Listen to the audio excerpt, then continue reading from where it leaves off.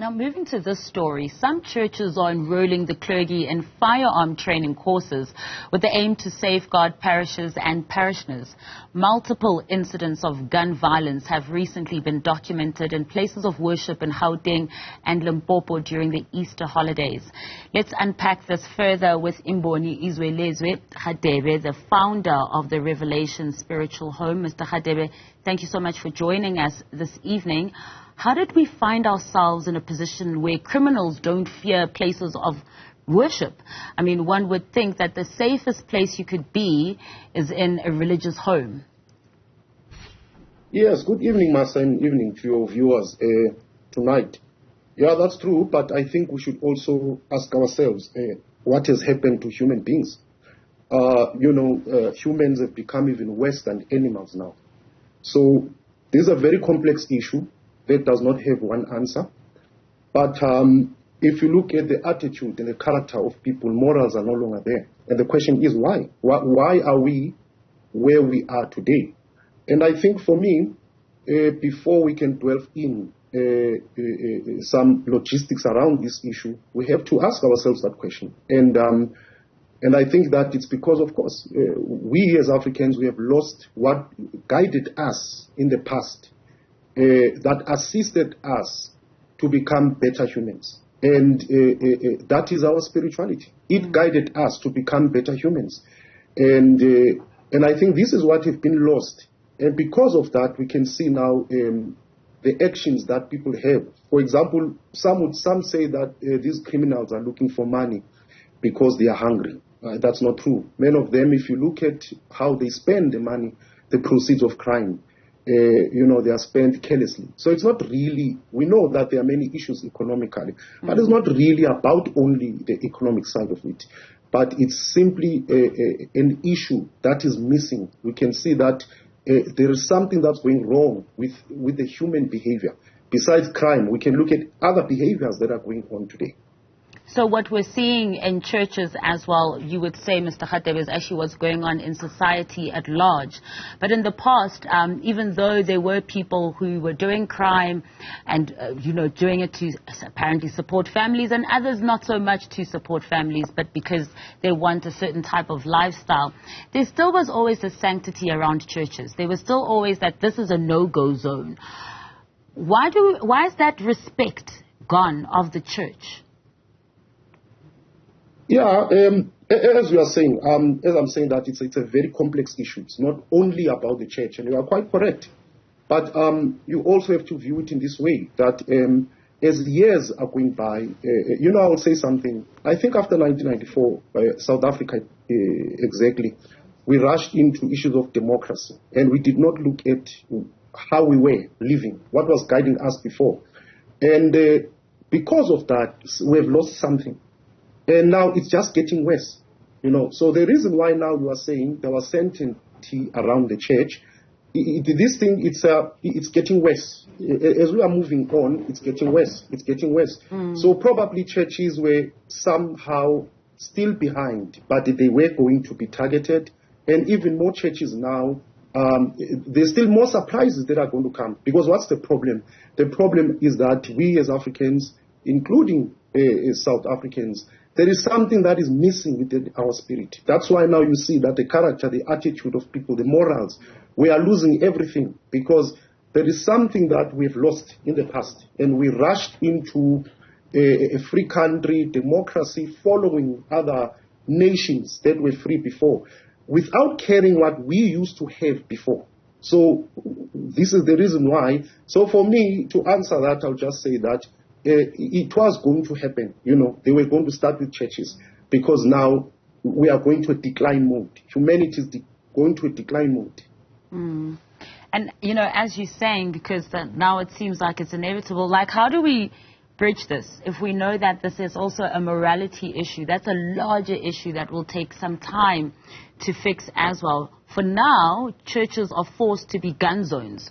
What are some of the cases that you know of where these crimes have occurred, and how is it affecting these churches? Remember, Master, that the crime levels, or crime itself, it affects psychologically as well. That's why people now are very, very scared, even to walk on the streets. I mean, even townships. As a woman as well, you can't be joking around. So crime itself, it has a very negative psychological effect. An example, there are quite many, but I remember one, it was just opposite our spiritual institution, Pumula. There was a church robbed, just right opposite. They entered inside, and the worst part of that is that they are no longer just only robbing your offerings, as you may say. You know, they rob everybody inside. They take cell phones, they take everything.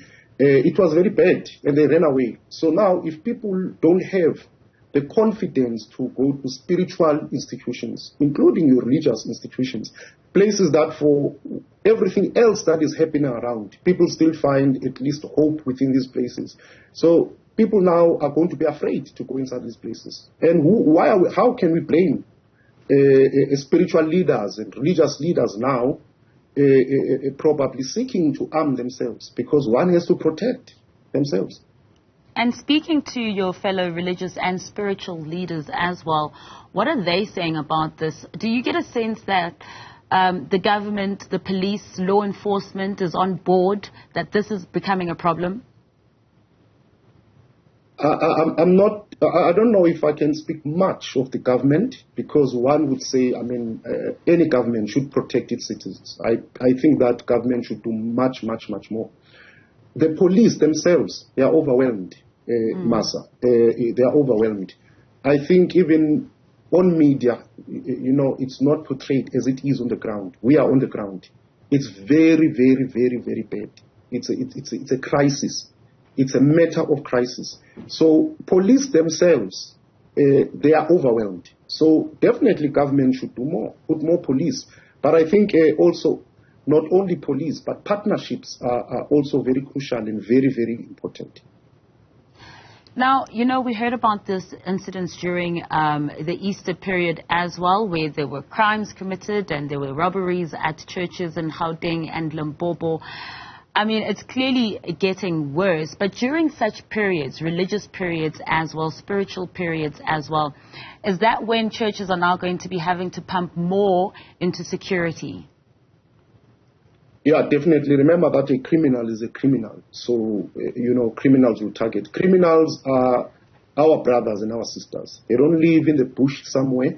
They live among us. And because of the high level of crime, the way it has reached, and the fault of human beings, obviously they know that, you know, your Easter, there are many people going to church, there will be more offerings, you know, people will be having everything. You know, there are even hijackings taking place, by the way. People are hijacked on their cars, going or coming out or inside the church. So yes, those periods are the most, because they also keep the calendar. They know which are the busiest times of the year. And they target those times. These criminals, Masa, they enter inside churches and these spiritual institutions, and they sit like anybody else. You know, they don't come to and rob. They sit. They monitor. They monitor everything inside. They take some time, then they come in, and then they rob inside. And so, of course, the bigger events and the bigger days, they know that they'll have more looting to have. How do you then prevent something like that? Because as places of worship, spiritual homes, religious homes as well, you can't actually turn anyone away. But then these people are coming in under the guise of seeking some sort of, you know, religious intervention. Meanwhile, they're there for criminal activities. How do you then monitor such people and to make sure that you react in a preventative way? Because you can't stop them from coming in. Yeah, you are right. It's a very tricky one. It needs intelligence, and obviously intelligence will only be with the police, which they are overwhelmed. They can't be in all these places. But you have good security companies. For example, I also have a security company, and some companies, they do have proper people to do intelligence. So it's intelligence. You need intelligence. You need to put cameras inside. Those cameras should be linked to your control rooms so that you can have a faster reaction. And let me tell you now again, even though you do that, with all the intelligence, they even shoot at security guards these days. So you know, it's no longer like the olden days where you had a response unit of one car or one security coming when there's an alarm. No, you need to have a fleet. You need to have a crowd of security guards coming in. because they just simply shoot at them. So you need intelligence within. That's the only way you can do that. Without that, you will not know who is who and when they are going to strike and how they are going to strike. You need intelligence, you need cameras, you need security fleets. This all doesn't sound cheap at all. It sounds very costly, in fact. How do then spiritual and religious homes pay for this? I mean, yes, they do get tithes and things, but they're not run like a normal profit business. Yeah, I laugh because it's so strange that, some few years back, again, of course, I'm not here to stand for criminals within church or people who are abusing people. But again, some years back, there was a lot of criticism about spiritual institutions, churches, etc., about money matters. And one can see now that sometimes, I'm talking about the good institutions, who put money to use and tithes to use. That is very hard. Because remember that these are NPOs. These are NPOs. No support from nobody from the government, only from people.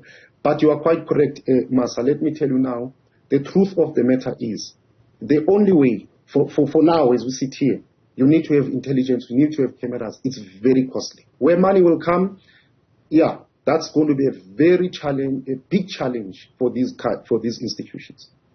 Yeah, we've reached a really low point in society when we are seeing these kinds of crimes in religious and spiritual places of worship. Thank you so much for your time this evening and sharing your insights with us. We wish you all the best. That was uZwiLezwe Radebe, who is the founder and main leader of the Revelation Spiritual Home.